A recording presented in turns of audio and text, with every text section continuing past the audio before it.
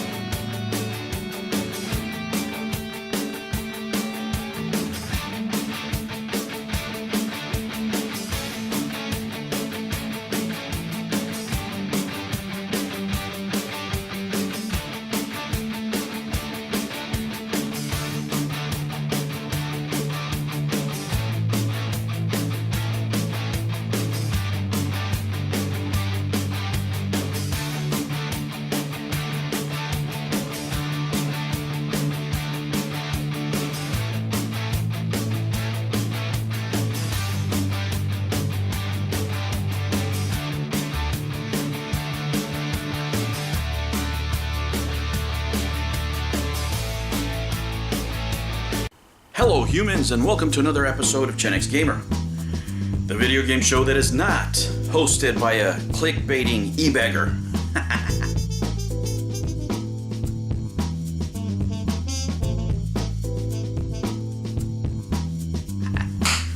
Anyway, I can already hear the tears. First, humans, let me introduce my co-host, the man that needs no introduction, one, the only, party legend himself, Flying Fox. You already got them triggered. Alright.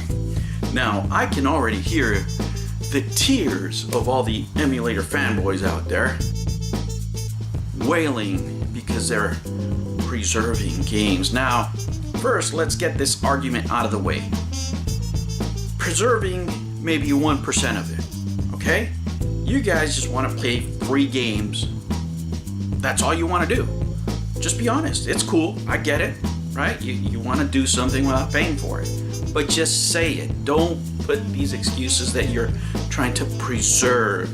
Oh, you know, if it wasn't for us, Alien versus Predator, you know what? It's still available. It's $1,000. It's $600. Still available. Right?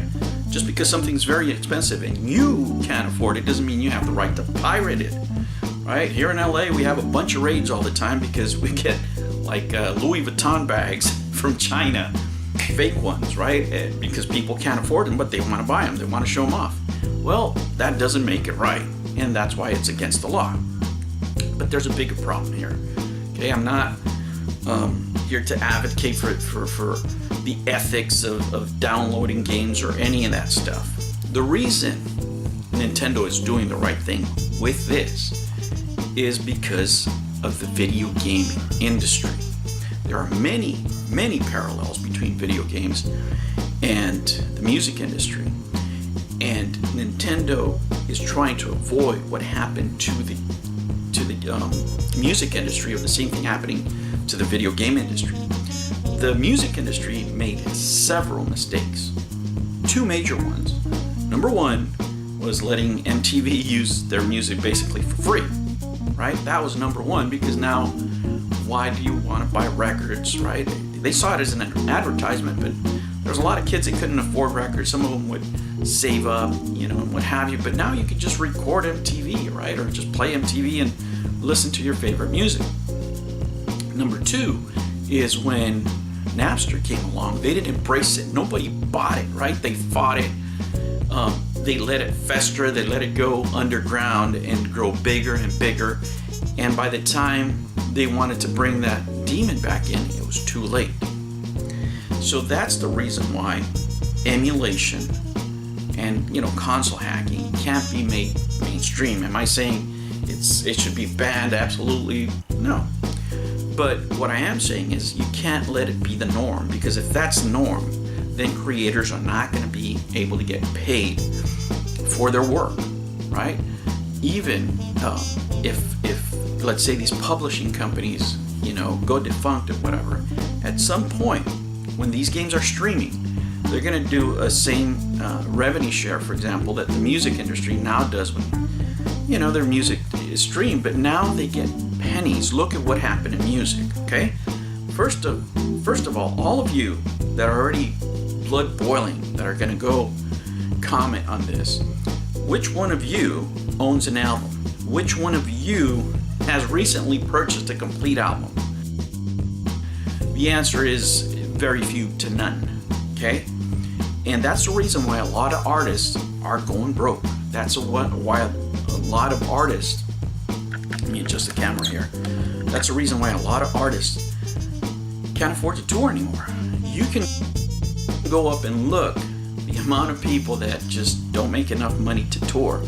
Touring used to be a profitable endeavor for musicians. Now it isn't. They're not getting music from their records. They're not getting money from their records, and they're not getting money from touring, right?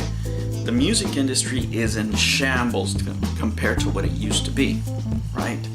And Nintendo's trying to avoid that for their brand, and by doing that, of course other developers are going to follow suit. But it's important they do this. It's important that they value their product and keep it, going forward, because if not, we know exactly what happens to a system when it's hacked and when you can pirate games for it, okay? There's one name that I can tell you right now that happened to and had a great effect on it. Was the Dreamcast. Once the Dreamcast got hacked and you can play burnt games, why would you buy, $50, $60 games, right? When you can just, buy a bunch of burnable CDs and burn them on your computer and play whatever you want, right? Which is basically what emulators do. But they want the norm to be the future upcoming streaming service, and whether you accept it or not, that is where games are going. Games are going to be streamed, and eventually that profit, that revenue is going to be shared with a publisher, developers, programmers, so on and so forth, because that's just the way it is. But if they let ROMs, emulators, hacking fester to where that is the consumer's first choice, when they're going to say, okay, well, I just buy a Switch and hack it, and then I'll never have to worry about anything again, then that affects their bottom line, not only now, but in the future, okay? That's why they are doing the right thing. Now, am I saying that they should put all these dudes in jail, or if you download ROMs, you should be in jail? No, not at all. What I am saying is they need to build a robust system to where it's easy to stream a game as it is easy to stream music now, right? So that way, why would you want to go through the trouble of downloading and hacking and doing all this, where you could just pay your $10 fee a month, or whatever the yearly fee is for these video games, and stream them that way and play whatever you want. Okay, that's the way of the future. And if they don't do this now, in the future, all you're going to have is a bunch of broke developers trying to make half-ass games that nobody wants to play, and we're going to be talking about the past, right? Just like music now, there's a reason why the music that's coming out right now, for the most part, blows, right? Because they find people that haven't invested that much time into developing their craft.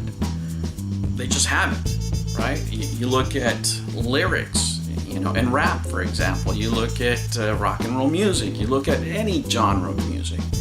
You can tell these products are more rushed to market than what they used to be, right? Can you imagine, having the kind of records that you enjoyed when you were younger? Now, they probably wouldn't happen, because nobody would invest that amount of time on a record, right? And money, right? The artists can't afford it. The record companies can't afford it, and it just becomes a matter of dollars and cents, right, for them now. And you don't want the same thing to happen to video games, man. You want video games to stay fresh, to have new content, for these programmers and developers to make money. They can go overboard, of course. They can say, well, I'm going to sell my game for $100. You don't have to buy it. And that's how the prices get cheaper. We've had several victories recently with, AAA games that they put out that we don't like their business model, right? We don't like the microtransactions. We don't like the starting price.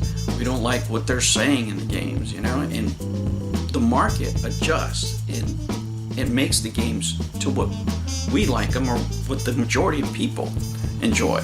The reason Fortnite, for example, is successful and makes a lot of money, it's because it gives people the choice of spending in microtransactions the way they want to. They're not being forced to, buy something in order to be better at the game.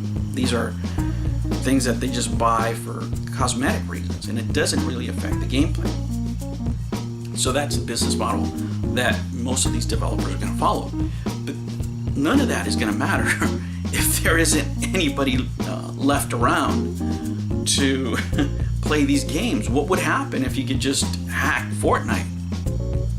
Right? What would happen if you could just hack all the things that you want to put on your character without having to pay for them? The company would go bankrupt and would go out of business pretty soon, right? And that's what Nintendo long term is fighting, that a lot of you don't see, because all you focus on is, I want my free games now, right? And game preservation is like 1% of it, guys. I mean, don't BS yourselves or anybody else. You want to play free games, you want the old games, right? Because none of you out there are willing to give, whatever amount of money for any of the developers that are still around, right? You're not saying, I downloaded these 20,000 games and these 5 developers, are still around, so I'm going to send them a few bucks, because I'm using their stuff for free, right? And it's just the way it is, right? And nobody's going to do that out of their own accord. And if that's the way video games are going to go, it's going to go the same way of music. And we're not going to have great companies around like Nintendo and what happened to Sega and the Dreamcast and others. So this is important. It's an important fight for Nintendo, and it's actually a very important fight for the industry. All right, friends, I know you disagree, but that's okay, because remember what I always tell you: don't ever, and I mean ever, be afraid to be happy. Take care. Let's be straight here. The only reason you download games because you want them for free. You're just cheap.